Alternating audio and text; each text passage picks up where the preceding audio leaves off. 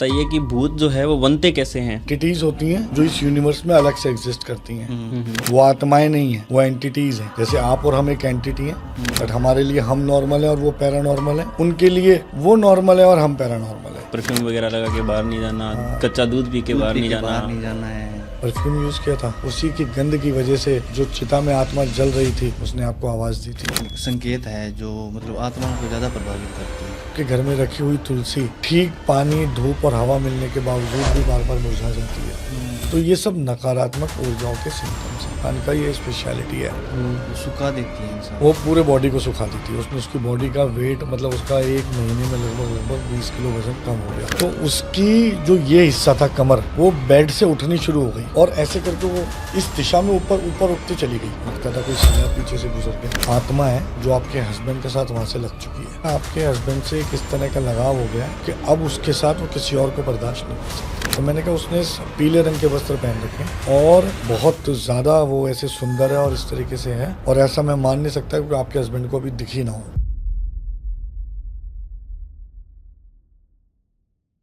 Hello everyone, स्वागत है आपका एक बार फिर एक्स टॉक पे। और आज हम लेके आए हैं गुंजन मेहरा सर को, जो आपको बताएंगे कि वशीकरण जो होता है वो किस प्रकार से काम करता है और जो भूत प्रेत होते हैं वो किस प्रकार से जो है आपकी ज़िंदगी में काम करते हैं और क्या उनके वो क्या इफ़ेक्ट डालते हैं, कौन से शरीर को वो यूज़ करते हैं। इन सभी चीज़ों का विश्लेषण आज हम इस पॉडकास्ट में करने वाले हैं, तो एंड तक जुड़े रहें हमारे साथ। तो एक बार सर आप अपने बारे में थोड़ा बता दीजिए ऑडियंस को। देखिए, मैं एक साधारण सा साधक हूँ और लगभग पिछले 25 वर्षों से मैं प्रैक्टिस कर रहा हूँ और मुझे लगता है हर रोज़ मैं आज भी कुछ नया सीखता हूँ। एस्ट्रोलॉजी, न्यूमरोलॉजी, बॉडी लैंग्वेज, ये सब मैंने किया हुआ है। अघोर तंत्र मैंने किया हुआ है और शाबर विद्या और ये सब चीज़ें जो भी थोड़ा बहुत ज्ञान गुरुओं से मिला हुआ है, बस उसी के आधार पर आज आप लोगों के समक्ष उपस्थित हूँ। तो पॉडकास्ट को स्टार्ट करने से पहले मैं बताना चाहता हूँ कि सर की जितनी भी डिटेल्स वगैरह होंगी वो हमारी डिस्क्रिप्शन में आपको मिल जाएंगी। तो हमारा पहला क्वेश्चन जो है काफ़ी डिमांडेबल रहता है, तो उस हिसाब से आप बताइए कि भूत जो है वो बनते कैसे हैं और ऐसी कौन सी इच्छाएं हैं उनकी जो मरने के बाद भी पूरी नहीं हो पाती। वो क्या चाहते हैं, ऐसी कौन सी इच्छाएं हैं जो वो पूरी करना चाहते हैं। देखो, सबसे पहले तो ये समझ लेते हैं कि हम जिसे भूत कह रहे हैं, हाँ, वो क्या है। हाँ वही तो। भूत एक शब्द है जिसका अगर हम अर्थ निकालने की बात करें तो भूत का मतलब होता है पास्ट। पास्ट मतलब जो चला गया, जो बीत गया, ठीक है। अब भूत का अभिप्राय अलग है और जिनको हम भूत कहते हैं वो अलग हैं। आत्माएं जब शरीर छोड़ देती हैं तो कई आत्माएं ऐसी होती हैं जिनको मुक्ति नहीं मिलती या उनको मोक्ष नहीं मिलता और वो भटकती हैं। और उन आत्माओं को फिर या तो कुछ लोग इस्तेमाल करते हैं या उनकी कुछ ऐसी इच्छाएं हैं जो अतृप्त रह जाती हैं। उन इच्छाओं की पूर्ति के लिए वो जीती रहती हैं। तो इसको थोड़ा ऐसे समझते हैं कि क्योंकि जनरली लोग मुझसे ये पूछते हैं कि भूत प्रेत आत्माएं, अब सिर्फ आत्माएं भूत प्रेत ये अलग चीज़ है। हाँ। कुछ एंटिटीज़ होती हैं जो इस यूनिवर्स में अलग से एग्जिस्ट करती हैं। वो आत्माएं नहीं हैं, वो एंटिटीज़ हैं। जैसे आप और हम एक एंटिटी हैं, बट हमारे लिए हम नॉर्मल है और वो पैरानॉर्मल है। उनके लिए वो नॉर्मल है और हम पैरानॉर्मल है। तो वो एंटिटीज़ होती हैं। लेकिन उसके अलावा अगर हम बात करें भूतों की, प्रेतों की या आत्माओं की, तो वो होती हैं जो मृत्युपरांत आत्माएं जो तृप्त नहीं है, जिनको मुक्ति नहीं मिली, वो आत्माएं हैं।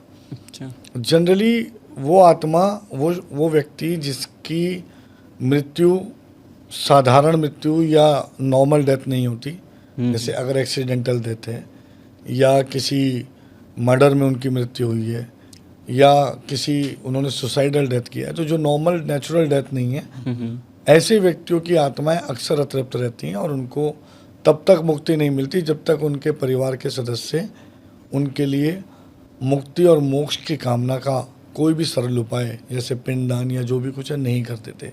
तब तक वो भटकती हैं। और ऐसी आत्माओं को फिर जो साधक होते हैं कई बार वो अपनी गलत इच्छाओं की पूर्ति के लिए प्रयोग करते हैं। लेकिन जो ये आत्माएं होती हैं उनके अंदर हमने जो भी पढ़ा है, लिखा है, सुना है कि उनके अंदर शक्तियाँ भी होती है और बुरी शक्तियाँ पाई जाती है। जी। तो वो किस प्रकार से काम करती हैं उनकी शक्तियाँ? देखो, आत्मा, जैसे मैंने अभी आपको बताया, कोई आत्मा ऐसी है जिसको मुक्ति नहीं मिली हम्म। और वो परेशान है और वो अतृप्त है, हाँ। तो पहले तो वो अपनी तृप्ति की ओर जाएगी। आप एक सिंपल सी बात समझिए, कोई भी जीवन अपने आप को जब तक पूरा जीवन आप जी नहीं लेते तब तक आपको मुक्ति नहीं मिलेगी। हाँ। ठीक है, अगर आप गृहस्थ जीवन में हो तो आपको गृहस्थ आश्रम के सारे नियमों का पालन करना है, और कोई भी इच्छा अगर आपकी पूरी नहीं हो रही है तो वही इच्छा अधूरी रह जाएगी और उसकी पूर्ति के लिए वो अतृप्त घूमती रहेगी। लेकिन जैसे आपने अभी सवाल किया कि वो ताकतवर हो जाती हैं या नहीं होती, सारी आत्माएं नहीं ताकतवर होती हैं। कुछ आत्माएं होती हैं जो अतृप्त हैं और वो किसी आक्रोश में या आवेश में हैं, या अगर उनके साथ बहुत गलत हुआ है और वो उसका बदला लेना चाहते हैं, तो फिर वो धीरे धीरे उनकी ताकत बढ़ती जाती है और फिर वो अपना उस तरीके से लोगों के साथ व्यवहार करती हैं। हाँ। तो सर, क्या आत्माओं का भी अंत होता है या फिर ये जीवित ही रहती है? जैसे हम देखते हैं इंसान की उम्र 100 साल होती है, तो आत्माओं की उम्र कितनी होती है? आत्माओं की, देखो, इंसान की नहीं, शरीर की उम्र 100 साल है। हाँ, वही। और आत्मा की कोई उम्र नहीं है। अगर हम शास्त्रों की बात करें तो एक आत्मा एक समय के बाद एक यात्रा पूरी करके दूसरा शरीर धारण करती है, और यदि उसका कर्म इतना अच्छा है कि उसको मुक्ति के साथ मोक्ष भी मिल जाए तो वो जन्म मरण के चक्र से मुक्त हो जाती है। तो आत्माओं की कोई उम्र नहीं होती, शरीर की उम्र होती है। उनका अंत कब होता है फिर? उनका अंत तब होता है जब उन्हें मोक्ष मिल जाता है।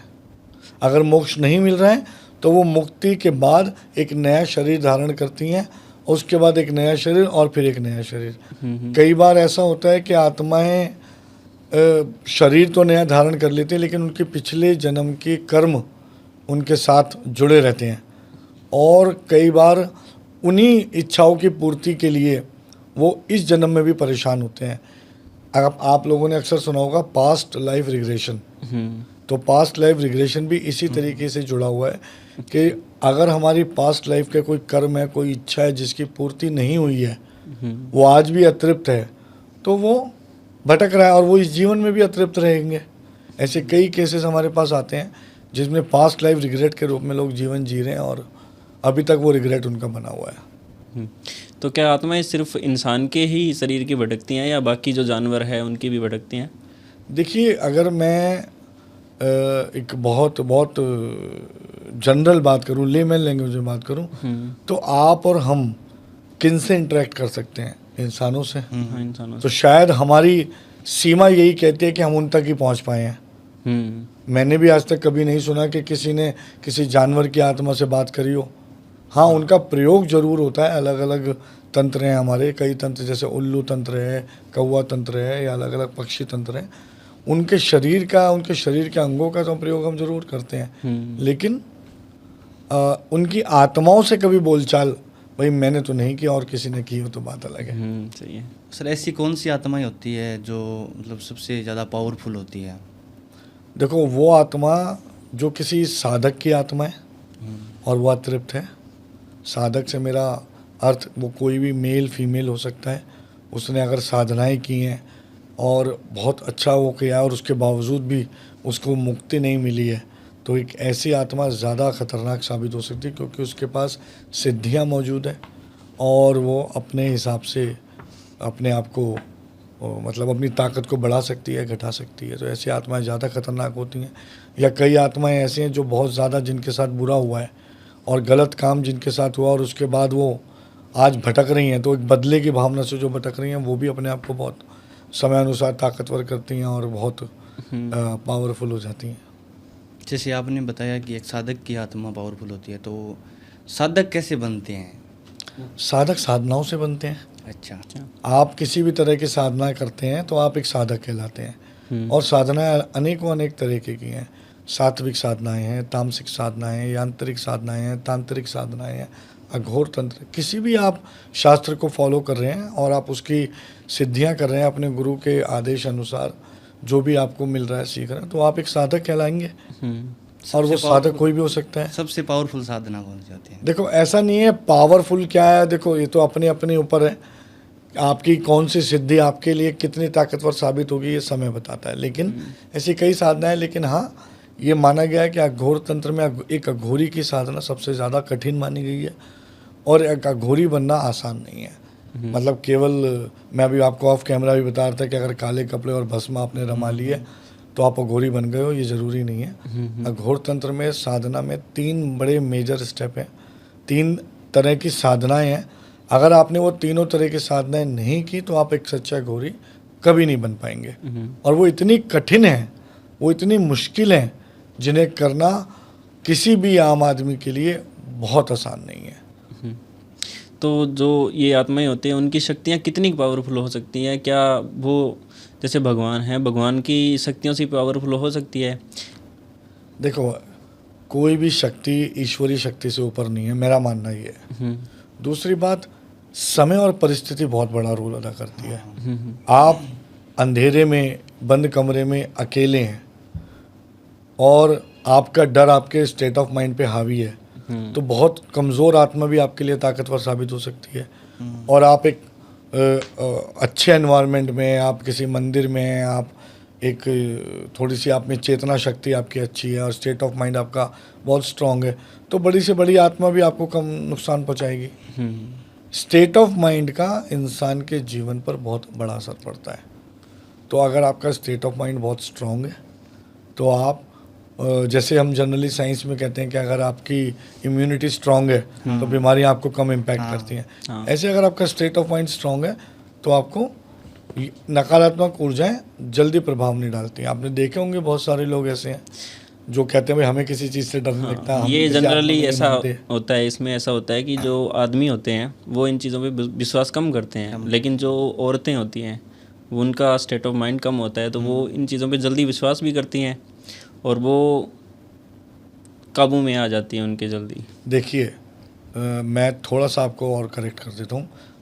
औरतें कमज़ोर नहीं होती, औरतों का स्टेट ऑफ माइंड कमज़ोर नहीं होता, औरतें भावुक होती हैं। हाँ। और जिसका इमोशनल क्वोशेंट बड़ा होगा, जो इमोशनली ज़्यादा इंक्लाइंड होंगे, वो ज़्यादा भावुक होंगे, तो उनको ज़्यादा एनर्जी सिस्टम टच कर पाएगा। और एक औरत के लिए भावुक होना अनिवार्य है, क्योंकि उसे वो रिश्ते निभाने जो एक पुरुष शायद नहीं निभा पाता। तो सबसे बड़ा रिश्ता माँ का, ममता का और ये सब चीज़ें हैं, तो वो भावुक होती हैं। इसलिए स्त्रियों और बच्चों पर इनका प्रभाव जल्दी पड़ता है। तो वो कौन सी शक्तियाँ हैं जो इन आत्माओं की शक्तियों पर काबू पा लेती हैं? जैसे मैं भी आपको शुरू में बता रहा था, एंटिटीज़। तो बहुत सारी एंटिटीज़ हैं इस दुनिया में जिनको सिद्ध करके इन आत्माओं पर नियंत्रण किया जा सकता है। बहुत सारी एंटिटीज़ हैं, आपने बहुत सारे नाम सुने होंगे, जिन जिन्नात आपने नाम सुने होंगे, पिशाचिनी आपने बहुत सारे नाम सुने होंगे, 1.5 फुटिया आपने बहुत सारे, मतलब ऐसे बहुत सारी एंटिटीज़ हैं जिनका प्रयोग करते हैं। भाई अगर एज ए साधक अगर मुझे किसी आत्मा को नियंत्रित करना है तो उसमें मंत्रों की शक्ति भी है और उसके साथ साथ जो एंटिटीज़ हमने सिद्ध की हुई हैं उनकी सहायता लेनी पड़ती है और उन एंटिटीज़ के माध्यम से हम इनको नियंत्रित किया जा सकता है। वैसे तो बहुत सारी आत्माएं होती है, लेकिन आपने बात की 1.5 फुटिया की। हाँ। तो वो जानना चाहेंगे कि वो कैसे बनते हैं 1.5 फुटिया? देखो, बनता नहीं है 1.5 फुटिया कोई, यही कैसी आत्माएं होती है वो एक एंटिटी है। आपको मैं यही समझा रहा हूँ, इस दुनिया में जैसे आप और हम हैं, अच्छा, ऐसे बहुत सारी एंटिटीज़ पहले से मौजूद हैं, उनकी एक अलग दुनिया है। तो कोई जिन जन्नात बनता नहीं है, वो होते हैं। नहीं, अक्सर हमने सुना है कि जो मतलब बच्चे होते हैं जिनकी डेथ हो जाती है वो बनते हैं 1.5 फुटिया। जी। जवान हो जाते हैं, वो क्या रीज़न? ऐसा बिल्कुल भी नहीं है जो बच्चे हैं वो 1.5 फुटिया बनते हैं, ये गलत अवधारणा है। अच्छा। जो बच्चे हैं और अगर वो किसी ऐसी आत्मा के रूप में आ रहे हैं तो उन्हें हम मशान कहते हैं, जो कि कच्चा मशान कहलाया जाता है। छोटे बच्चे को कच्चा मशान कहलाया जाता है और वो शमशान में, जब ऐसा कोई बच्चा, पहले क्या नियम था कि बच्चों को दबा दिया जाता था, ठीक है। आज भी गांव देहात में कई जगह ऐसा होता है कि बच्चे की अगर मृत्यु हुई है, छोटा बच्चा है, तो उसे दबा दिया जाता है। और अगर कुंवारा है तो उसकी अंत्येष्टि या तो बिल्कुल नदी के किनारे की जाती है, उसकी कोई क्रिया नहीं की जाती। तो जो कच्ची मिट्टी है, बच्चे को कच्ची मिट्टी कहा जाता है। मिट्टी कब पकती है? आग में। कौन सी आग में? जब आप शादी करते हैं और शादी के फेरे ले लिए तो आप पक चुके हैं। और पकने के बाद आप अलग दुनिया में जन्म ले रहे हैं। तो सर जैसे आपने बताया बच्चे की भी आत्माएं होती है, तो क्या वो बच्चे की आत्मा भी इतनी पावरफुल होती है जो बड़े की होती है उतनी? देखिए, मैंने अभी एक बात बताई, परिस्थिति की है। हम्म। हो सकता है कोई बड़े की आत्मा बहुत नॉर्मल आत्मा हो और उसमें कोई इस तरह की शक्ति ना हो, और कोई बच्चे की आत्मा इतनी खराब हो कि उसने ऐसा कुछ देख लिया हो जो कि बहुत ताकतवर हो गई है और वो किसी परेशानी से होकर गुजरो, तो वो बहुत ताकतवर हो सकती है। डिपेंड करता है। शक्तिशाली के अंदर मैंने कुछ ऐसा भी सुना है कि जो अलग धर्म की आत्माएं होती है, जैसे मुस्लिम आत्माएं होती है, वो ज़्यादा पावरफुल होती है। ये क्या कारण है? नहीं, ये गलत बात है। मतलब मैं ये कहता हूँ, फिर एक बड़ी कड़वी बात मैं कहना चाहता हूँ कि रिलीजन सिर्फ शरीरों का है, हाँ, आत्माओं का कोई धर्म नहीं है। बिल्कुल। आत्मा सिर्फ आत्मा है। हाँ, ये अलग बात है, जैसे कुछ एंटिटीज़ हैं, जैसे सैयद एक एंटिटी है और वो बहुत अच्छे पावरफुल होते हैं, तो ठीक है वो निकलते मुस्लिम कम्युनिटी से हैं, लेकिन इसका मतलब ये नहीं है कि वो मैं समझता हूँ कि ये धर्म जात समुदाय ये सिर्फ और सिर्फ जीवित इंसानों की अवधारणा है। इसका मृत्यु से पहले और मृत्यु के बाद कोई लेना देना नहीं है। तो जो हमारे आगे के सवाल हैं वो काफ़ी रिलेट कर पाएंगे घर वाले।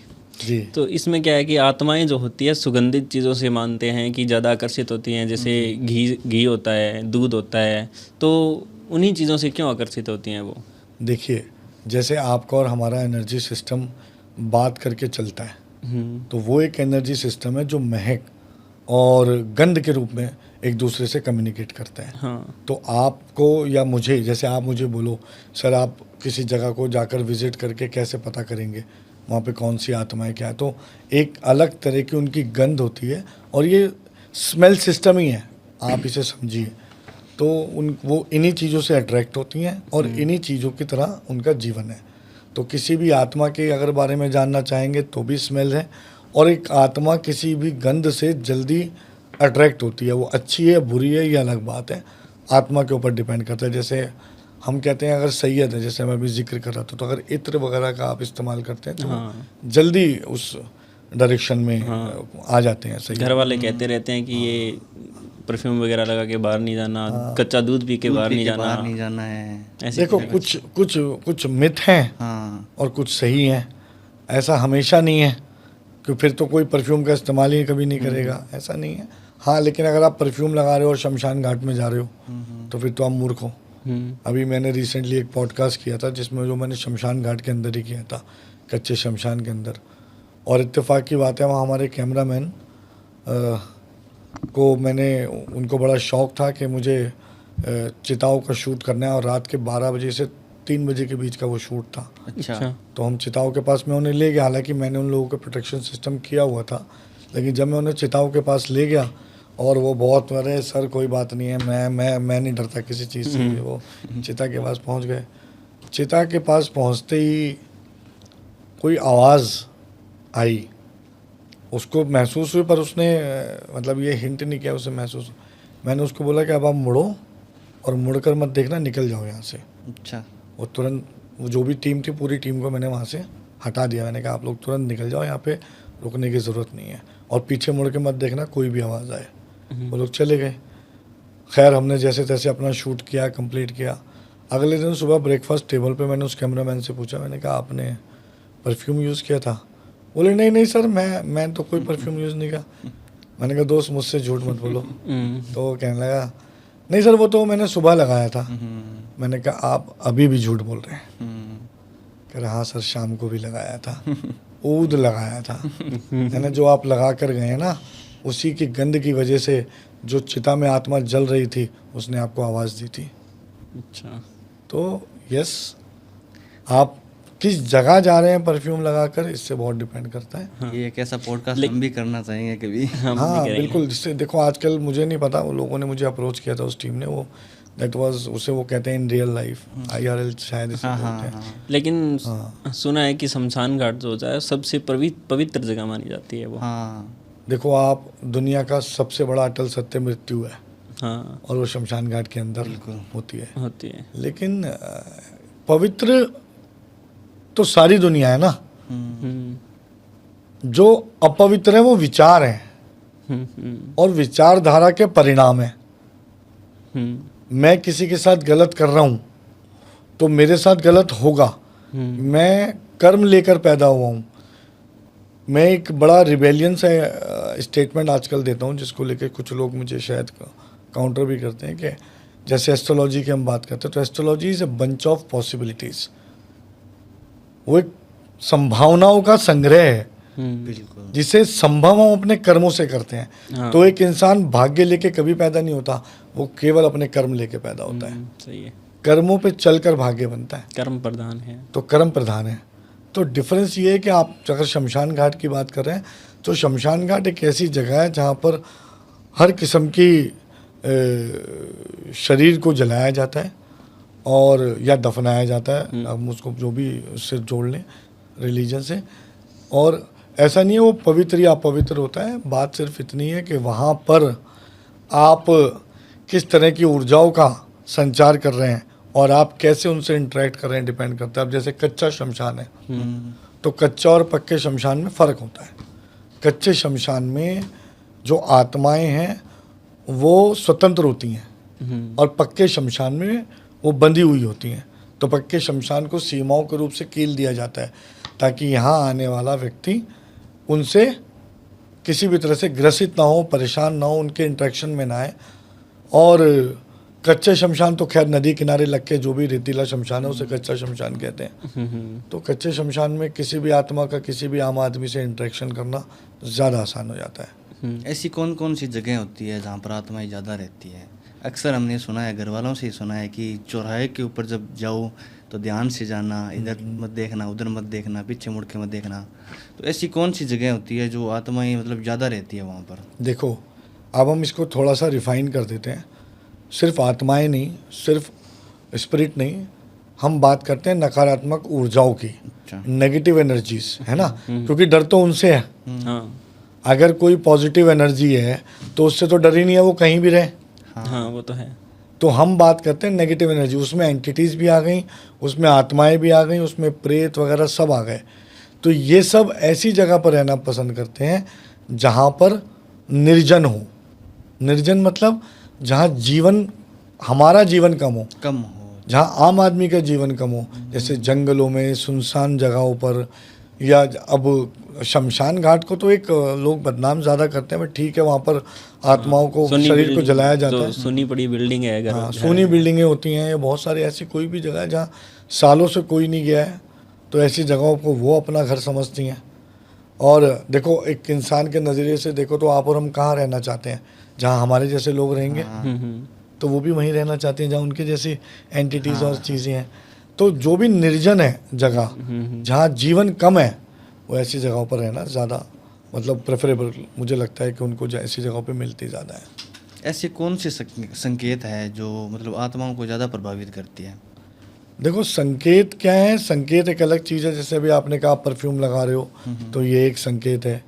आप रात के समय बाल खोल कर चल रहे हो, तो बाल खोलने का भी उद्देश्य पहले यही था कि भाई उसमें से सुगंध फैलती थी, तो वो भी एक सुगंध से रिलेटेड है।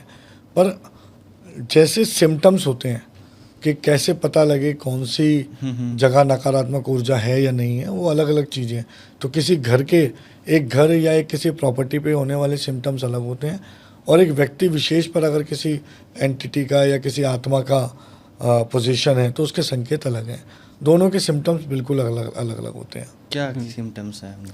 जैसे अगर हम प्रॉपर्टी की बात करें, घर की बात करें, तो कुछ जनरल सिम्टम जो हमेशा मैं बताता हूँ कि अगर आपके घर में इलेक्ट्रॉनिक इक्विपमेंट्स बार बार ख़राब हो रहे हैं, नॉर्मल नहीं, आज पंखा, कल फ्रिज ख़राब हुआ तो आपने कहा नहीं हो गया, नहीं, फ्रिज हुआ, फ्रिज के बाद कूलर हो गया, कूलर के बाद स्विच ख़राब हो गया, स्विच के बाद मिक्सी ख़राब हो गई, मिक्सी के बाद पानी की मोटर, कॉन्टीन्यूस चल रहा है, हर थोड़े दिन में कुछ ख़राब हो रहा है। ये बड़ा कॉमन सिम्टम है। दूसरा, अगर आपके घर में आपका टैप लीकिंग सिस्टम यानी नल बार बार ख़राब होता है, एक नल ठीक कराते हो दूसरा ख़राब होता है, दूसरा ठीक कराते हो तीसरा ख़राब होता है, तीसरा ठीक कराते हो चौथा ख़राब होता है। तीसरा सिम्टम, अगर आपका ड्रेनेज सिस्टम यानी कि जो नाली वगैरह है वो बार बार ब्लॉक हो रही है, कोई रीज़न नहीं है, आप उसे जल्दी जल्दी ठीक करवा रहे हो, साफ़ करा रहे हो, फिर ब्लॉक हो जाती है। वो भी एक बड़ा सिम्टम है। चौथा सिम्टम, अगर घर में बिना किसी लॉजिकल रिसोर्स के बार बार सीलन आती है। अच्छा। भाई आप देख रहे हो कोई ड्रेनेज पाइप नहीं जुड़ा हुआ है दीवार के साथ, कोई रिसोर्स नहीं है, उसके बावजूद भी बार बार घर में सीलन आ रही है। पांचवा एक और सिम्टम है, जैसे अगर आपको लगता है कि आपके घर में रखी हुई तुलसी ठीक पानी, धूप और हवा मिलने के बावजूद भी बार बार मुरझा जाती है, तो ये सब नकारात्मक ऊर्जाओं के सिम्टम्स हैं। ठीक है, ये तो आपने घर के बता दिए। ये घर के हो गए। एक इंसान के साथ क्या होता है सिम्टम, एक आम आदमी अगर किसी आत्मा के या किसी एंटिटी के पोजीशन में है तो कुछ सिम्टम उसके अंदर आते हैं, जैसे उसका वो दूसरों से अपने आप को आइसोलेट करना शुरू कर देगा, अकेला रहना चाहेगा, बंद कमरे में रहने की कोशिश करेगा, एंजाइटी या डिप्रेशन की तरफ चला जाएगा। दूसरा सिम्टम है उसका नहाने का मन कम करेगा, मतलब वो नॉर्मल व्यक्ति है, वो जो ठीक ठाक व्यक्ति है, वो उसको नहाना पसंद नहीं है, गंदगी की तरफ उसका इनक्लिनेशन बढ़ेगा।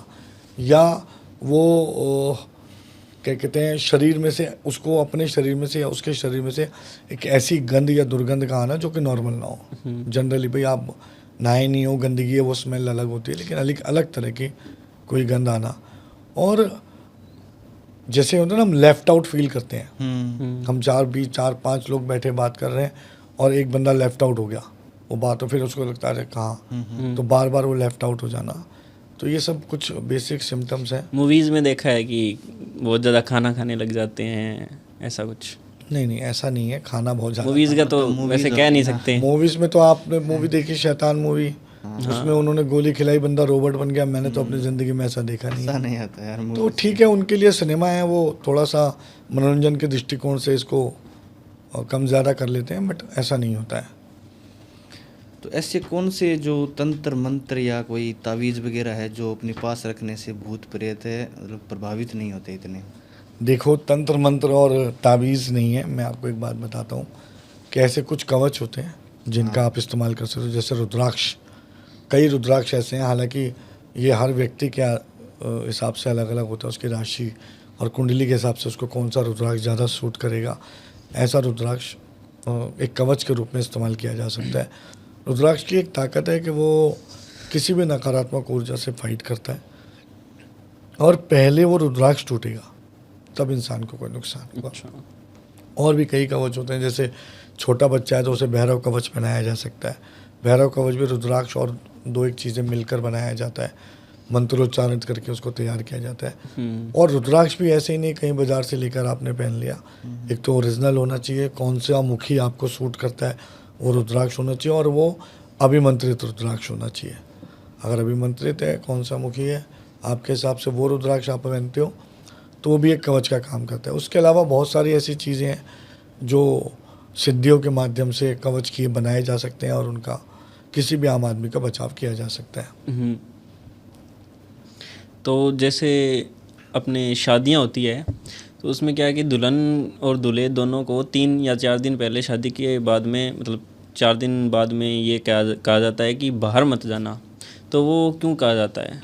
क्योंकि हमारे यहाँ एक रस्म है कि उनको मेहंदी और हल्दी लगाई जाती है। हाँ। और मेहंदी और हल्दी की एक खुशबू होती है जो बहुत दिन तक शरीर में रहती है, और फिर वो खुशबू जब तक शरीर में रहती है, हमें ये लगता है कि ये अगर किसी भी नेगेटिव एनर्जी के संपर्क में आएंगे तो चांसेस हैं कि वो इन पर अपना पोजीशन कर दे या उसके साथ ये जुड़ जाएं।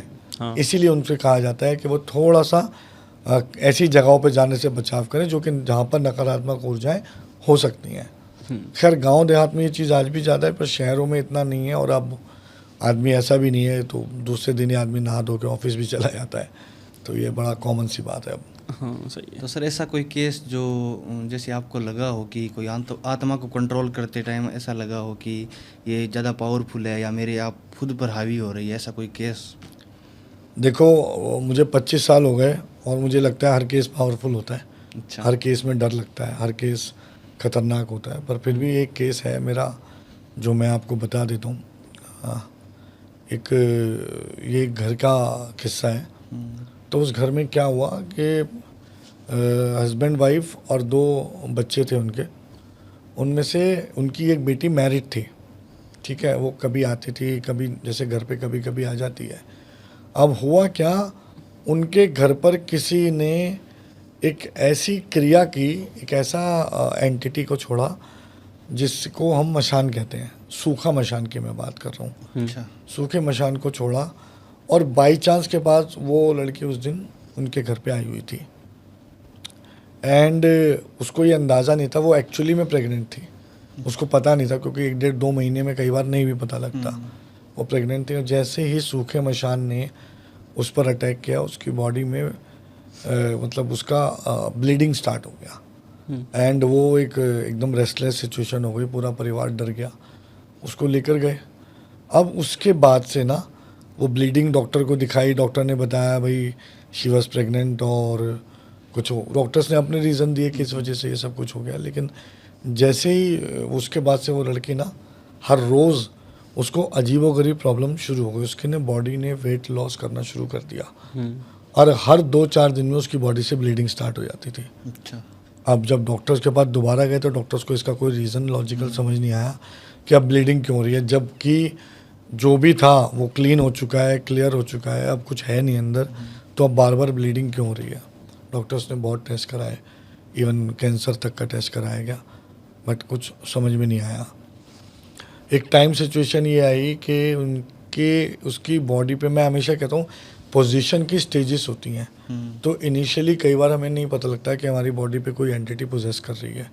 तो उस मशान ने जब उसकी बॉडी पे पोजेस करना शुरू किया तो उसकी बॉडी का वेट लूज होना शुरू हुआ। सूखे मशान का ये स्पेशलिटी है, वो सुखा देती है इंसान, वो पूरे बॉडी को सुखा देती है। उसने उसकी बॉडी का वेट मतलब उसका 1 महीने में लगभग 20 किलो वज़न कम हो गया।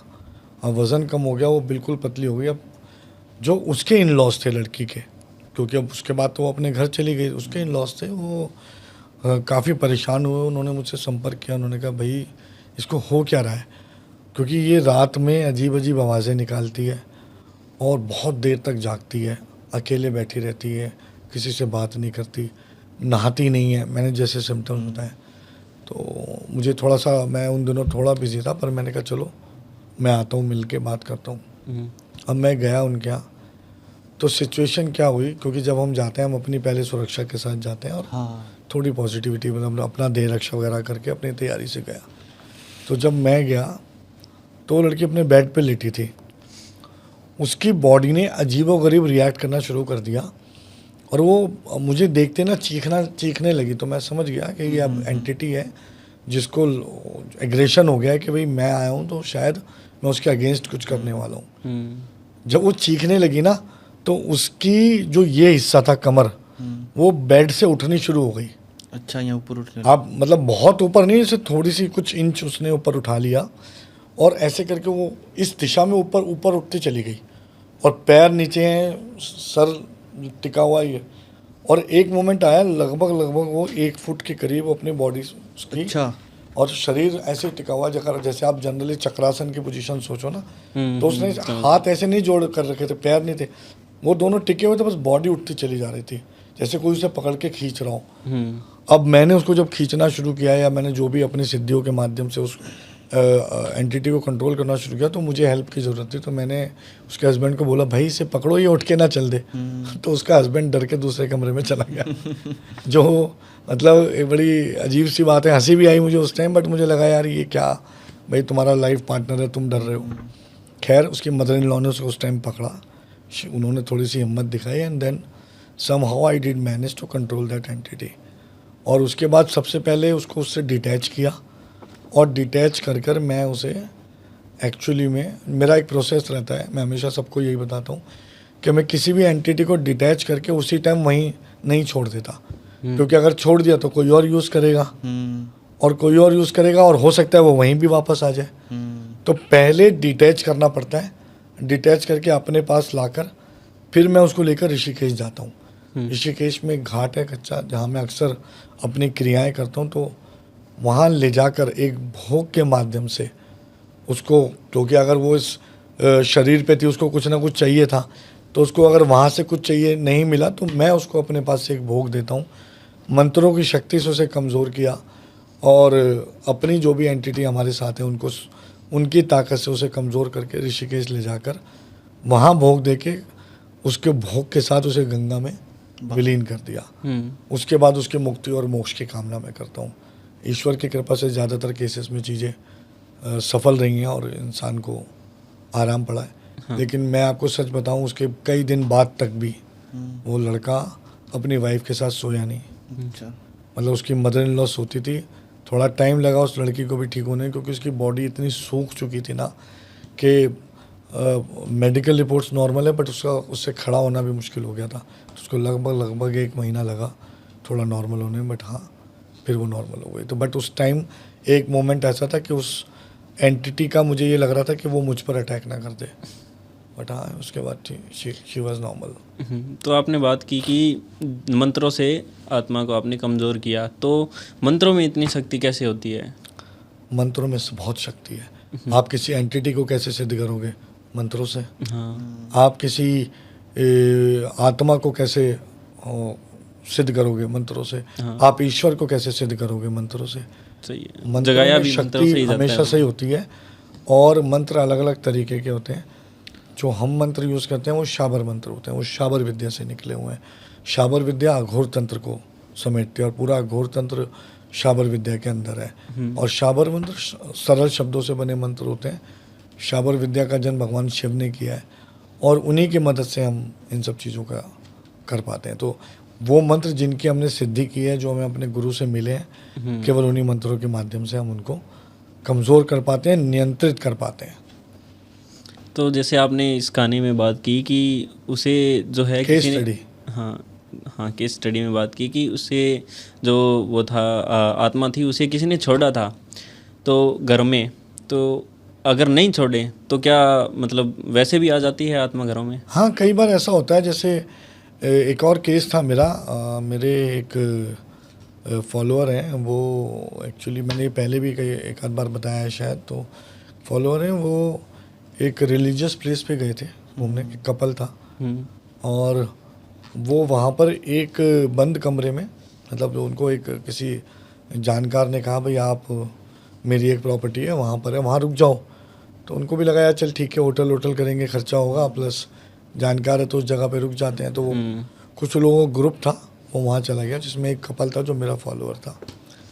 वो कपल जब वहाँ पहुँचा तो शुरू में उनको थोड़ा सा अजीब लगा, बट उन्होंने कहा ठीक है क्या फ़र्क पड़ता है, तो 2-3 दिन बिताने हैं अपने और चले जाना है। अब ये बहुत बड़े रिलीजियस प्लेस की बात है, मैं डिस्क्लोज़ नहीं करूँगा, बट बहुत बड़ा रिलीजियस प्लेस था। वहाँ पर बाकी सब लोगों को ना, सबको लग रहा था अजीब, लेकिन एक बात होती है कि लोग ना इस बारे में बात नहीं करते। सही है। जनरल सबसे बड़ी समस्या आज की डेट में ये है, जब कोई किसी नकारात्मक ऊर्जा को महसूस करता है उसके बारे में बात नहीं करता। हाँ, वो बताता नहीं है। उसका डर है ना, हाँ। कि ये मुझे जज करेंगे, लोग कहेंगे भाई बेवकूफ़ है, अबे क्या कर बातें रहा कर है, रहा है, इतना कमज़ोर है। कैसी बातें कर रहा है, ऐसा कुछ नहीं होता ये सब। तो कोई किसी को बता नहीं रहा था, पर सबको कुछ ना कुछ महसूस हो रहा था। और जो हस्बैंड था ना, वो बहुत रिलीजियस लड़का था, एक रिलीजियस ऑर्गेनाइजेशन को फॉलो भी करता है, रिलीजियस था, और बाकी इन सब चीज़ों में नहीं मानता था कि भाई कुछ भूत प्रेत वगैरह, नहीं मैं नहीं मानता, वही भगवान है हमारे, हम उन्हीं के सहारे पे हैं। लेकिन अचानक से उस लड़के ने अपनी वाइफ को बोला एक दिन वहाँ पर कि यार मुझे ना यहाँ पर ऐसा लग रहा है जैसे मेरी चेस्ट पे कुछ भारीपन है, कुछ है जो मुझे ऐसा लग रहा है, पता नहीं मैंने कितना वज़न उठा लिया हो। वाइफ ने कहा एक्चुअली मैं भी महसूस कर रही थी, पर मुझे लगा मैं आपको बोलूँगी तो आपको बुरा लगेगा, अजीब लगेगा। उन्होंने कहा हाँ यार कुछ तो गड़बड़ है। फिर सब लोगों ने डिस्कस की तो सबको ही गड़बड़ लग रही थी, तो सबने डिसाइड किया भाई अब नेक्स्ट डे हम लोग चले जाएंगे अपने आराम से। लेकिन शाम होते होते आधा ग्रुप वहाँ से चला गया। अच्छा। उन्होंने बस बात बनाई और वो निकल गए, केवल हस्बैंड वाइफ वहाँ रुके। उन्होंने कहा हम कल चले जाएंगे। सुबह अर्ली मॉर्निंग हस्बैंड ने वाइफ को उठाया और बोला उठो और निकलो फटाफट अभी। तो उसने कहा रुक जाओ नहा लेते हैं, और अरे नहीं नहाना वाना कुछ नहीं है, बस निकलो यहाँ से फटाफट, अब रुकना नहीं है यहाँ पे। उसने कहा अच्छा। तो वो भी डर गई, उसने कहा पता नहीं क्या बात है। वो दोनों निकल गए। निकलने के बाद जब वो दूसरी जगह जाके होटल में कहीं पहुँच गए, और सामान उनका कुछ सामान वहाँ रह गया था। अब लड़कों की ये होती है ना कि भाई हम तो डरते नहीं, हम जाके देखेंगे क्या है क्या नहीं है। तो अपने एक दोस्त को लेकर वो दोबारा उस जगह गए और उसकी टेरिस पे गए, टेरिस तक होकर आए, पूरा घर वापस आ गए। वापस आ गए, उनके घर में अजीबोगरीब घटनाएं शुरू हो गई। कुछ आवाज़ें आती थी, कभी कुछ महसूस होता था। जो हस्बैंड वाइफ थे, तो जो लड़की है उसकी मदर इन लॉ को लगता था कोई साया पीछे से गुजर गया। एक दिन उसकी सिस्टर इन लॉ को लगा किसी ने उसका पैर ऐसे करा, खड़ो ऐसे करके आवाज़। तो वो कह रहे ये हो क्या रहा है हमारे साथ। उसने मुझे फ़ोन किया, उसने कहा सर आप एक बार चेक करोगे क्या कुछ गड़बड़ है। मैंने कहा बेटा मैं चेक कर लेता हूँ, बट मैं थोड़ा सा बिजी चल रहा हूँ, मुझे आप टाइम दो। मैंने चेक किया और उसके बाद उसका फ़ोन आया कि सर आपने चेक किया। मैंने कहा हाँ चेक तो क्या, गड़बड़ लग रही है कुछ, लेकिन आप आओगे तो मैं फ़ोन पे डिटेल में बात करूँगा, मिलके फ़ोन पे नहीं बता सकता। और ठीक है सर। इस बात को 2-3 दिन बीत गए, उनका कोई फ़ोन नहीं आया, मैं भी बिज़ी हो गया। फिर अचानक से वो अपनी mother in law sister in law के साथ मेरे पास मिलने आई। उन्होंने कहा सर वो सिस्टर इन लॉ और मदर इन लॉ अपने किसी काम से आए थे, वो साथ में आ गई। वो वाइफ जो थी उसने कहा सर आपने चेक किया था। मैं तो वैसे ही पूछ रही हूँ, अब तो सब ठीक लग रहा है। मैंने बेटा ठीक तो कुछ भी नहीं है, मैंने चेक किया था और एक आत्मा है जो आपके हस्बैंड के साथ वहाँ से लग चुकी है, साथ में आ गई है वो। साथ में आ गई है, और उसे आपके हस्बैंड से किस तरह का लगाव हो गया है कि अब उसके साथ वो किसी और को बर्दाश्त नहीं कर सकती। तो वो थोड़ा सा डर गई। उसने कहा लेकिन सर आप बताओ कैसे। मैंने कहा देखो ये उसका स्वरूप है। हालांकि जनरली हम किसी आत्मा को ऐसे नहीं देखते जैसे आप और हम बैठे हैं, ये एक एनर्जी सिस्टम है, मैं हमेशा बात करता हूँ। लेकिन उस समय मुझे कुछ ऐसा महसूस हुआ कि जैसे उसकी साड़ी का रंग पीला है। अच्छा। तो मैंने कहा उसने पीले रंग के वस्त्र पहन रखे हैं और बहुत ज़्यादा वो ऐसे सुंदर है और इस तरीके से है, और ऐसा मैं मान नहीं सकता क्योंकि आपके हस्बैंड को अभी दिखी ना हो। अब वो घबरा गई क्योंकि जो बातें मैंने उसे बताई थी ठीक एक दिन पहले उसके हस्बैंड के एक फ्रेंड को उसके हस्बैंड ने बताई थी। अच्छा। कि पीले रंग के कपड़े पहन रखे हैं और ऐसे ऐसे ऐसे है। हाँ। तो अब वो उसके लिए ये एकदम सरप्राइज हो गया कि सर आप कैसे बता रहे हो। और मैंने कहा बेटा वो धीरे धीरे एग्रेसिव होगी और उसको पसंद नहीं आएगा कि वो आप उसके मतलब आप अपने हस्बैंड के पास जाओ। और इस दौरान ये भी हो सकता है कि आपके हस्बैंड आपको फोर्स करें कि आप उसके नज़दीक जाओ। तो उसने कहा सर यही हो रहा है। अब वो उस टाइम फिर वो डर गया। उन्हें सर आप, मैंने कहा बाकी मैं कंफर्म करूँगा आपके घर विजिट करके। वो लोग मेरे साथ बहुत सालों से हैं, थोड़ा एक फैमिली अटैचमेंट भी था, तो वो मुझे बहुत इंसिस्ट करके हाथों हाथ ले गए अपने घर। घर जाते ही मेरे को ये क्लियर हो गया, हालांकि लड़का अपने ऑफिस गया हुआ था, बट मुझे वहाँ क्लियर हो गया कि ये चीज़ है। अब मैंने उनको बोला बेटा इसके सोल्यूशन में मुझे भी 2-3 दिन लगेंगे, थोड़ा सा मुझे टाइम दो, 3-4 दिन बाद मैं इसको यहाँ से हटाकर ऋषिकेश ले जाऊँगा। तो कह रहे सर मैं तो रह ही नहीं पाऊँगी 3-4 दिन ये वो। मैंने कहा स्टिल आप ट्राई करो, 1-2 दिन दो, मैं अभी बिज़ी हूँ। मैं जनरली बिज़ी था। अब उस आत्मा का व्यवहार एग्रेसिव होता जा रहा था, धीरे धीरे घर में सबको पता लगता जा रहा था। अब वो जो लड़की थी वो एक दिन उनके घर के बाहर आंगन में स्विंग था, झूला होता है ना बैठ के झूलने वाला, उसमें बैठे हुए झूल रही थी। तो झूल के वो उठी, वो उसने अभी तक अपनी रियल मदर को कुछ नहीं बताया था। तो उसने अपनी मदर को बताना शुरू किया, मम्मी ऐसे ऐसे हो रहा है, ये सब कुछ है। और झूले से उठ के 10 मिनट तक वो खड़े होकर बात करे, झूला रुक गया। अब जब वो मदर को बताना शुरू किया ना, तो जैसे ही उसने पीछे मुड़ के देखा, वो झूला अपने आप बहुत तेज तेज तेज तेज चलने लगा। अच्छा। यहाँ से उसका डर बहुत बढ़ गया।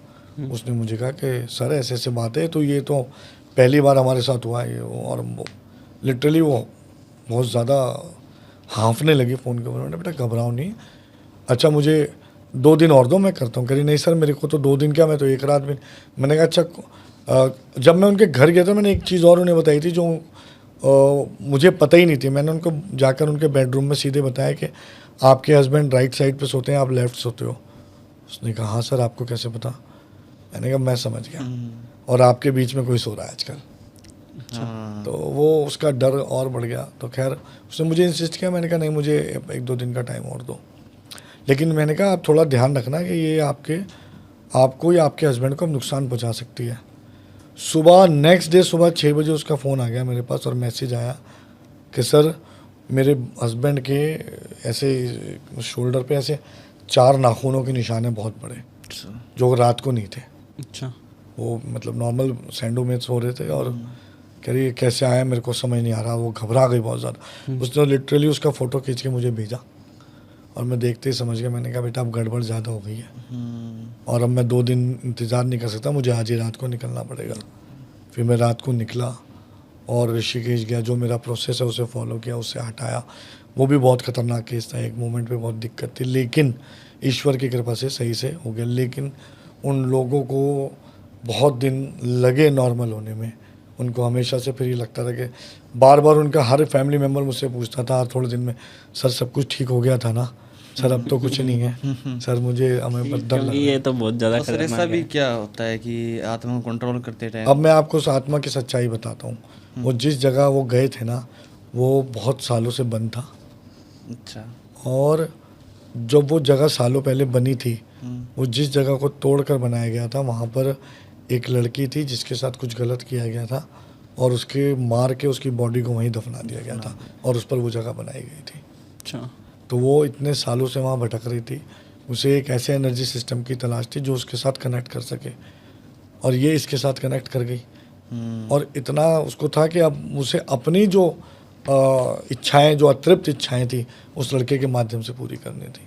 कि मतलब आप आत्मा को कंट्रोल करते हो, तो कंट्रोल करते टाइम ऐसा भी हो सकता है कि आत्मा आपके ऊपर हावी हो जाए? मैं बताया ना, कई बार हो जाता है, कई बार ऐसा होता है वो बैकफायर करते हैं। लेकिन क्योंकि अब हमें ये मुझे ये जिम्मेदारी लगती है, तो मैं अपनी तैयारी, हमने ये लोगों को लगता है रुद्राक्ष दुनिया के दिखाने के लिए पहने हुए हैं, या गले में भी है मेरे पास, ये सब हमने अपने कवच पहले किए हुए हैं तैयार। गुरुओं से कई देह रक्षक मंत्र मिले हैं, उन देह रक्षक मंत्रों को करने के बाद ही हम अंदर घुसते हैं और अपनी तैयारी के साथ जाते हैं। फिर उसके बावजूद भी कई बार वो हम पर हावी होते हैं, तो हमारे पास कई ऐसी एंटिटीज़ हैं जिनकी हमने सिद्धि की हुई है, उनकी सहायता के माध्यम से हम उनको, मतलब ईश्वर की कृपा रहती है, हो जाता है। मुझे लगता है मारने वाले से बचाने वाला ज़्यादा बड़ा होता है, इसीलिए ईश्वर कहीं ना कहीं हमारा साथ देता है। तो सर जैसे हमने भूल भुलैया मूवी देखी है, सभी ने देखी है, उसके अंदर कोई एंटिटी वगैरह नहीं होती, वैसे एक साइकोलॉजी होती है। तो क्या ऐसा होता है कि आपके भी केस में ऐसा हुआ है कि किसी लड़की या किसी मतलब लड़का हो, उसको सिर्फ साइकोलॉजी हो? 30% केसेस ऐसे ही होते हैं। अच्छा। ये सच है, क्योंकि ऐसा, ये एक बहुत बड़ा सच है। क्योंकि इंडिया में क्या है ना दोस्त, मैं ये बात बार बार बोलता हूँ कि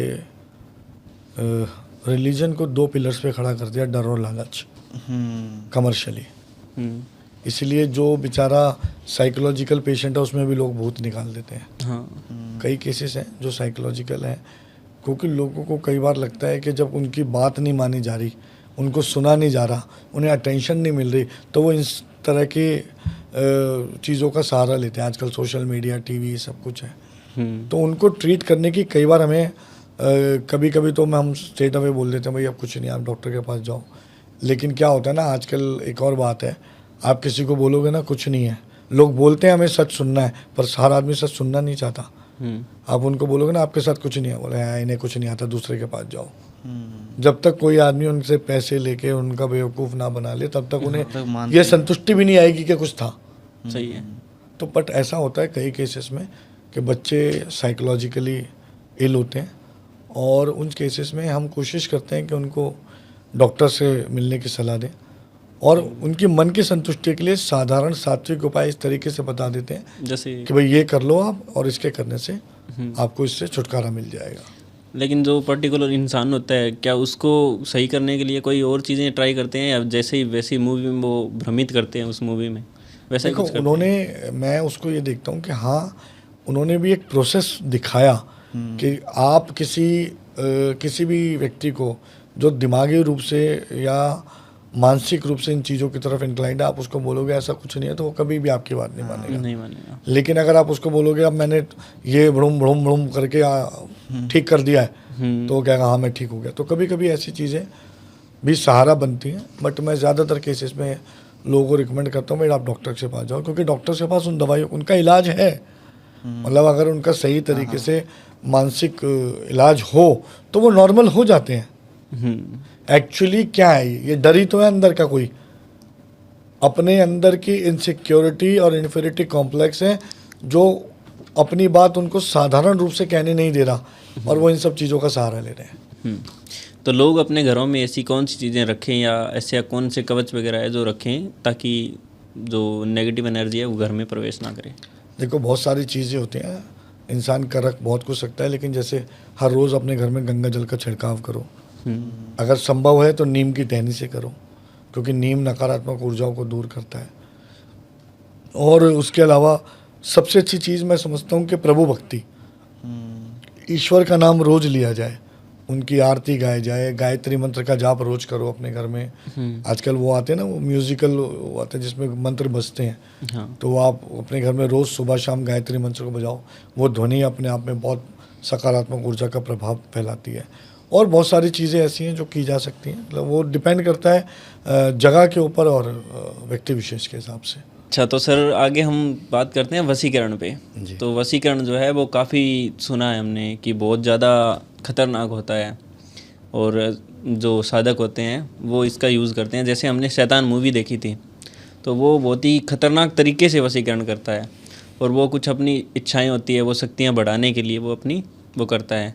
तो किस प्रकार से करते हैं वो वशीकरण और क्यों ऐसा होता है कि मतलब किसी व्यक्ति पर इतना खतरनाक वशीकरण हो जाता है?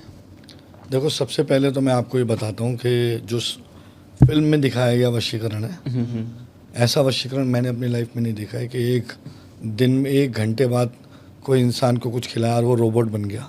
ऐसा तो हाँ, सुना तो हमने भी नहीं है ऐसा। हाँ, और जैसे मैं आपको ऑफ कैमरा ही बताया था, वशीकरण अलग अलग तरीके के होते हैं।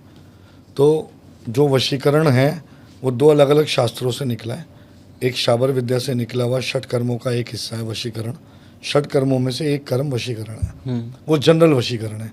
वो किसी भी आम आदमी से हम अपनी इच्छा पूर्ति के लिए कोई चीज़ करवाना चाहते हैं तो उसकी अवधि बड़ी छोटी है, वो थोड़े समय तक उसका इम्पैक्ट रहता है और उसका इस्तेमाल करके फिर वो समाप्त भी हो जाता है। और एक वशीकरण ऐसा होता है जो कामशास्त्र से निकला है, जो पार्टनर रिलेटेड है, जो विद द टाइम बढ़ता है, उसका इम्पैक्ट बढ़ता है, वो आगे आगे बढ़ता है। तो उसके लिए अलग अलग तरीके का प्रोसेस है दोनों के लिए। अब जैसे आप बात कर रहे हैं वशीकरण में, तो अगर मैं बात देखो फैंटेसाइज तो बहुत करते हैं लोग इसे, सोशल मीडिया पे आजकल ये बहुत फैंटेसाइज है, लेकिन जितनी आसानी से हम इन सब चीज़ों पे बात करते हैं उतनी चीज़ें आसान है नहीं। तो इससे पहले मैं ये बताऊं ये कैसा होता है, मैं हाथ जोड़ के निवेदन करता हूं कि कोई भी इसे मतलब ट्राई करने की कोशिश ना करे बिल्कुल भी। खैर क्या होता है, कर भी नहीं सकता, इसमें बहुत सारी चीज़ें होती हैं आम आदमी के बस की नहीं है। लेकिन जैसे काम शास्त्र में होता है कि किसी भी व्यक्ति के शरीर के कुछ ऐसी चीज़ें जैसे अंडर गारमेंट्स हैं या मैंने बताया लिपस्टिक है किसी की बॉडी की, आप लिपस्टिक का इस्तेमाल करें वो मिल जाए, कोई भी ऐसी चीज़ जो आपके शरीर जैसे सैनिटरी पैड है। तो अगर आपको पार्टनर रिलेटेड वशीकरण करना है, तो अगर आपको रिप्रोडक्टिव ऑर्गन से रिलेटेड कोई भी कपड़ा या कोई चीज़ मिल जाए और उसके सलाइवा का इस्तेमाल करके आप वशीकरण करते हो, तो वो एक पार्टनर रिलेटेड वशीकरण है और उसकी लाइफ ज़्यादा है। इवेंचुअली वो धीरे धीरे ग्रो करता है। मेरे एक केस था, उसमें मैंने देखा है कि एक लड़का जो ये कहता था कि मैं अपने माँ बाप को इतना प्यार करता हूँ कि अपनी चमड़ी की जूतियाँ उन्हें बना के पहना दूंगा, और एक समय आया कि उसने इस वशीकरण के चलते अपने माँ बाप पे हाथ भी उठाया। अच्छा, तो वशीकरण जब ग्रो करता है तो किसी भी लेवल पे जा सकता है। हाँ, जो जनरल वशीकरण है वो उसकी अवधि थोड़ी होती है। उसमें ये है कि किसी भी इंसान के शरीर की कोई भी चीज़ अगर मिल जाए उसका इस्तेमाल करें, नाखून मिल जाएं, बाल मिल जाएं, और भी कई चीज़ें होती हैं जिनका इस्तेमाल करके उन पर जनरल वो वशीकरण किया जाता है। उसमें मंत्रों के माध्यम से अलग अलग पुतली क्रिया में भी वशीकरण होता है, अलग अलग क्रियाओं में वशीकरण होता है। उस वशीकरण को करके और उसका अपना काम बनवाया जाता है। जैसे कुछ लोग, एक मेरे पास केस आया था जिसमें लोगों ने अपनी प्रॉपर्टी पेपर्स को साइन करवाने के लिए वशीकरण कराया था। तो ये सब तरह के वशीकरण होते हैं जो कि, लेकिन मैं एक बात हमेशा कहता हूँ, जो भी इंसान गलत काम, गलत मंशा, गलत इंटेंशन से करता है उसके कर्म उसे यहीं भोगने पड़ते हैं। और ये सबसे बड़ा सत्य है। आपके बुरे कर्म यदि आप भोग रहे हो तो बड़े दुख की बात है, लेकिन अगर आपके बुरे कर्म आपकी संतान भोग रही है तो सबसे ज़्यादा दुख की बात है। तो इसलिए कोशिश करिए कि किसी भी भावनाओं में बह के किसी के साथ ना बुरा करिए ना बुरा होने दीजिए। अब बात करते हैं, जैसे आपने वशीकरण के बारे में बात किया, मैं एक संदर्भ आप लोगों के सामने रख रहा हूँ जो आपका नज़रिया बदल देगा। आज से पहले उस इंसिडेंट को आपने पढ़ा है, सुना है, देखा है, लेकिन अब मैं उसका संदर्भ आपको बदल देता हूँ। जरूर जरूर। महाभारत में एक सिचुएशन थी जब भगवान श्री कृष्ण अर्जुन का रथ लेके जयद्रथ को ढूंढने जा रहे थे। अर्जुन ने ये प्रतिज्ञा की थी कि आज मैं जयद्रथ का वध करूंगा, यदि नहीं किया तो अग्नि समाधि ले लूंगा। तो श्री कृष्ण जी ने पूरा दिन घुमाया, सूर्यास्त से पहले वो है ना। हाँ नहीं, पूरा दिन घुमाया। और अब तक हम लोगों ने ये सुना है कि जब अर्जुन थक गया और उसने कहा कि भाई अब मुझे अग्नि समाधि लेनी पड़ेगी, तो उसने जब करने वाला था भगवान श्री कृष्ण ने सूर्यास्त कर दिया और जयद्रथ सामने आ गया और अर्जुन ने उसका वध कर दिया।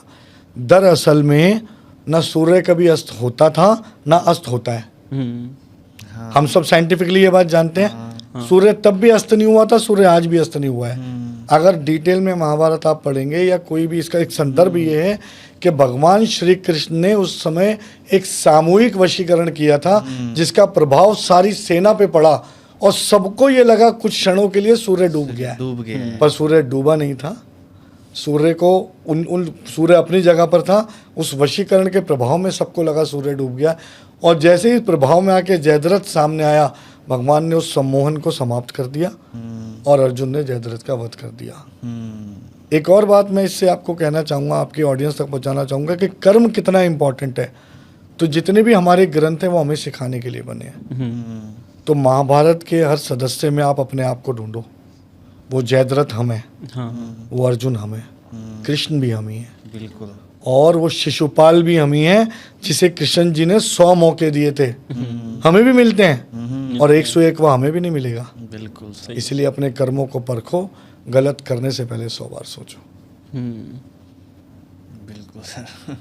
ये तो आप वो बहुत अच्छी बात। अभिमन्यु भी हम ही है जो चीजों में पढ़ तो जाते हैं, जो चक्रियों में घुस जाता है और बिना सोचे समझे घुस जाता है। बिना सोचे समझे। भावनाओं को नियंत्रण करना इसलिए जरूरी। देखो क्या होता है, हमारे मुंह से निकले शब्द बाण है, बुद्धि धनुष और विवेक उसका नियंत्रण। जब क्रोध आता है सबसे पहले विवेक को खाता है और जब विवेक जाता है तो बुद्धि भ्रमित होती है और मुंह से वो शब्द निकलते हैं जो नहीं निकलने चाहिए। इसीलिए अपना विवेक जागृत करें और विवेक के आधार पर अपने व्यक्तिगत जीवन के निर्णय लें।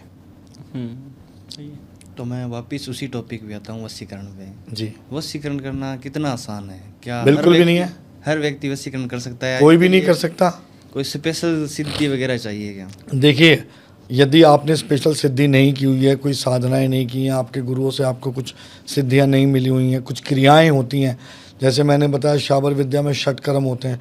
उन 6 कर्मों में एक कर्म वशीकरण है और वशीकरण से जुड़े हुए कुछ प्रयोग भी हैं। 6 कर्मों के 9 प्रयोग बनते हैं। तो अगर आपको वशीकरण करना या करवाना है तो करने वाले व्यक्ति के पास पूरी सामग्री और पूरी सिद्धि और पूरा प्रोसेस होना चाहिए और उस पर उसकी महारत होनी चाहिए। हालांकि मैं फिर कह रहा हूँ कि ये गलत है, नहीं करना चाहिए। अच्छा, तो क्या वशीकरण कुछ खिला पिला कर ही करवाया जाता है? ज़रूरी नहीं है। आपको कुछ खिलाया जाए तो भी वशीकरण हो जाएगा। आपके शरीर का, जो मैंने बताया ना, सामान मिल जाए और उसके प्रयोग से भी वशीकरण हो जाएगा। अच्छा। इंद्र के दरबार में अप्सराओं का नृत्य चल रहा था। एक अप्सरा नृत्य करते करते मूर्छित हो गई। तो इंद्र हैरान। इंद्र ने गुरु बृहस्पति से पूछा, प्रभु ना इसके अस्त्र लगाए ना शस्त्र लगाए, ये क्या हुआ है? तो ये कैसे मूर्छित हो गई? तब गुरु बृहस्पति मुस्कुराया और उन्होंने कहा कि इसे पाताल में बैठे रावण ने शाबर विद्या के माध्यम से यहाँ मूर्छित कर दिया है। खैर, ना वो रावण है, ना वो सिद्धियाँ हैं, ना वो युग हैं, लेकिन विद्याएं आज भी हैं, लेकिन इतनी दूर से नहीं, इतना लंबा नहीं कर सकता कोई। पर हाँ, अगर सामान शरीर का मिल जाता है तो दूर बैठे हुए आदमी पे भी क्रिया की जा सकती है। मेरे पास कई केसेस अब्रॉड के आते हैं जिनके ऊपर इंडिया में बैठे बैठे लोग क्रियाएं कर रहे हैं। अच्छा। तो एक तो वशीकरण हो गया, एक हो गया हिप्नोटाइज, जैसे आंखों से आंखें मिलाकर वो करते हैं ना। देखो, हिप्नोटाइज आपने इंग्लिश में बोल दिया, वशीकरण हिंदी में। आप इसको पर्यायवाची को सम्मोहन कह लो। ये सब एक ही है। हाँ, लेकिन वो आंखों से होता है, वैसे हो जाता है क्या? टेक्निकली ऐसा कुछ वो नहीं है। आप देखो, सम्मोहन की स्टेजेस होती हैं। मैं आपसे अभी इस समय बातें कर रहा हूँ और आपको मेरी बातें बहुत अच्छी लग रही हैं, आपकी आंखें में आंखें डाल के, तो आप भी मोहित हो रहे हो। हाँ, आप भी सम्मोहित हो रहे हो। ये भी एक तरह का सम्मोहन है।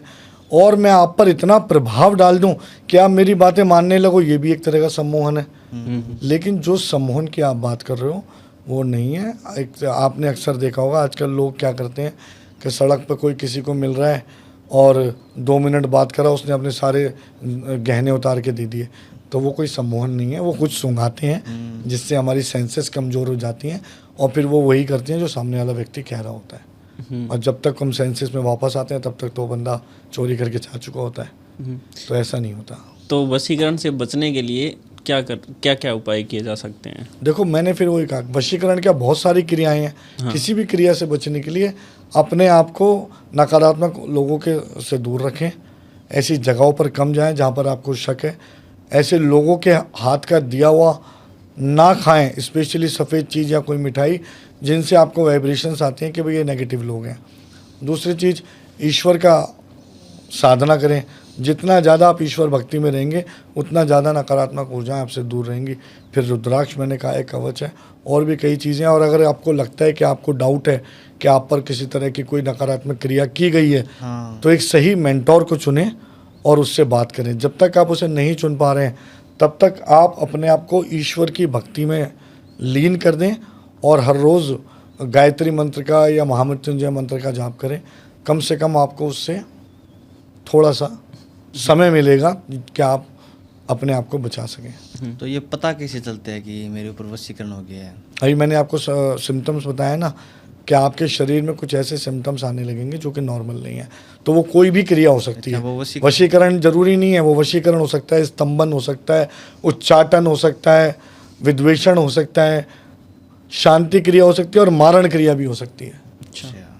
षट कर्मों में सबसे अंतिम कर्म जो है वो है मारण क्रिया, जिसके माध्यम से किसी इंसान को मारा भी जा सकता है। अच्छा, ये कैसे होती है?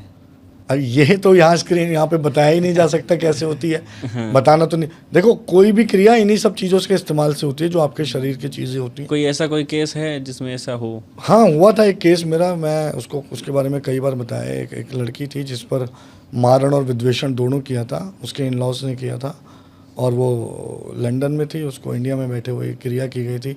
उनका उद्देश्य ये था कि उसके हस्बैंड वाइफ दोनों आपस में डिवोर्स अगर वहाँ पे लेंगे तो वहाँ पे रूल बहुत टफ है, हस्बैंड तो फाइनेंशियली ड्रेन हो जाएगा। तो वो चाहते थे कि लड़की पे उन्होंने 2 क्रिया की, एक तो विद्वेषण और एक मारण क्रिया की। उस केस में भी लड़की का वज़न 1 महीने में 25 किलो ख़त्म हो गया था। उसने अपने आप को आइसोलेट कर दिया, डिप्रेशन में चली गई, चीखने लगी थी, आग देखती थी तो चीखने लगती थी, और एक ऐसी स्टेज आ गई थी कि लगभग अगर थोड़े दिन और बचे तो वो मर जाती, लेकिन ईश्वर की कृपा से अब वो ठीक है। तो मारण क्रिया और विद्वेषण किया था ताकि ये मर जाए और वो हो जाए। ऐसा नहीं होता कि आज क्रिया किया कल कुछ हो जाए, ये भी नहीं होता है। तो ये भी आप समझिए, क्रियाओं को अपना असर दिखाने में कई बार काफ़ी वक्त भी लग जाता है। तो हमने सुना है जो ये मतलब जो ये क्रियाएं करते हैं मंत्रों के द्वारा, तो उन पर उन चीज़ों का इफ़ेक्ट पहले तो नहीं पड़ता, लेकिन वो धीरे धीरे जब वो चीज़ें पुरानी होने लग जाती है, जब वो उनकी उम्र ढलने लग जाती है, तब उन पर वो असर पड़ता है। जैसे हमारे गांवों की तरफ यही कहा जाता है कि जब वो मरने की स्टेज पर आते हैं तो वो बहुत तकलीफ़ और दुख के साथ मरते हैं, और वो ऐसा नहीं हो सकता कि वो मतलब वो क्रियाएं लेकर मर जाएं, वो किसी और को वो क्रियाएं देख के ही मरते हैं। ऐसा देखिए, क्रियाएं नहीं होती हैं, पहली बात तो एंटिटीज़ होती हैं। अगर कोई एंटिटी आपने सिद्ध की हुई है और आपको वो एंटिटी किसी न किसी को देनी पड़ेगी।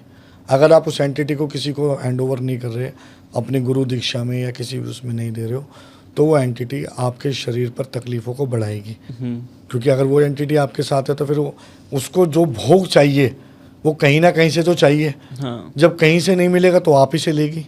तो फिर आपका शरीर अंत समय में हो सकता है ऐसे तकलीफ़ें हो जाए। तो कई लोग, कई साधक ये डिसीज़न लेते हैं कि अंत में कि हमें ये किसी को और को नहीं देनी है और हम इसकी तकलीफ़ भोग के जाएंगे, तो वो एक अलग डिसीज़न है। अदरवाइज़ यह हमेशा नहीं होता कि हर साधक ऐसी मृत्यु मरे। अगर वही वाली बात है, आप अगर अभिमन्यु हो तो आप चक्रव्यूह में फंसोगे, अगर आप अर्जुन हो, आपको एक पूर्ण गुरु मिले हैं तो वो आपको निकलने का रास्ता भी ज़रूर बताएंगे। चक्रव्यूह भेद भी सकते हो आप। बिल्कुल।